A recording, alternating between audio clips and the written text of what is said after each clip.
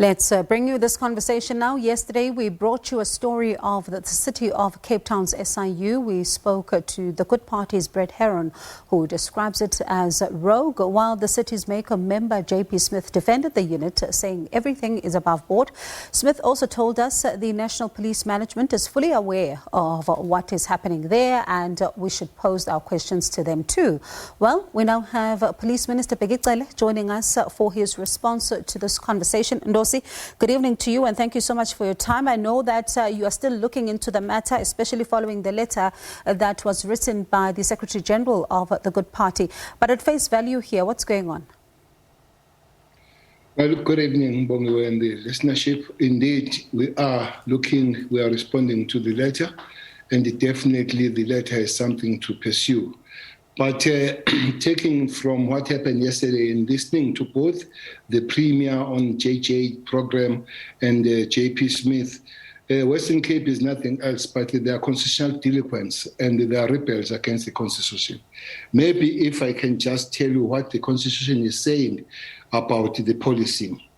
They say the objects of the police service are to prevent, combat and investigate crime, to maintain public order, to protect and secure the inhabitants of the Republic and the property, and to uphold and enforce the law. And that policing, Bongewe, is a national police service. That is 205 on the Constitution. You can read it in conjunction with 209 that says, any intelligence service other than the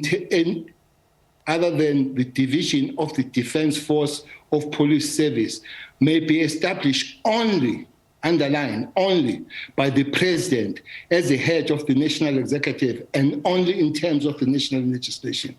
The President as a head of the National Executive must appoint a woman or a man as a head each intelligence service established in terms of subsection 1 and must either assume political responsibility for the control and direction of any of those services or designate as a member of the cabinet. And those will have to be coordinated at that national level. 1, they have no constitutional mandate to investigate at the province. 2, they have no mandate to form any form of intelligence structure. It's only the President. 3, it can be only headed and led at the level of the cabinet minister by the President. 4, it could be the only coordinated by 2 structures. The structure is ICC, which is Intelligence Coordinated Committee, or NICOC. They come close, not close to any of those structures. So they're just breaking the Constitution, they're delinquents, and they're rebellious against the Constitution, the Western Cape. So basically they're a law unto themselves, as you say. Indeed. Maybe the request, we need to respond quickly to it and find out, as it has been requested by Good, to go and investigate. They're doing something, not even breaking the legislation, they're breaking the Constitution. So, did you know about this or did you not know? Because yesterday when we spoke to JP Smith, he says everything is above board and the National Police Management is also aware of the developments in the Western Cape. So, did you know or did you not know? Look, we are having several meetings with the Western Cape leadership, including JP Smith, and we have been raising these issues that are incorrect. For instance, we are supposed to be working with them when it comes to the metro of Western Cape, of which is a part of the structure, the part of the Constitution, is a part of the legislation. We have been saying to them, the structures they are creating are illegitimate structures, are structures that fall out of the legislation and Constitution. For instance, Western Cape alone has only 694 members of Metro. They have increased what they call law enforcement outside this structure. They've got 2,015 of those people. Whereas all other metros, they work within that structure of the metros. Hence, Tshwane has 4,000, Johannesburg has 4,074, eThekwini has 1,900, Egruleni has 2,000. So it's them that they're working outside. Yes, we have raised the issue. We have said, let's correct the issue, and they've refused. On the question of police knowing, they work alone. The provincial commissioner has no working relationship with these structures, especially the investigating and intelligence structure.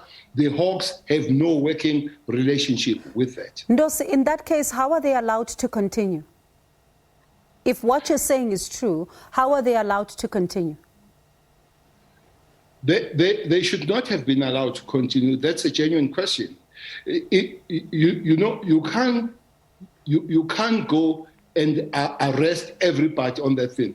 They need to listen when these things are said.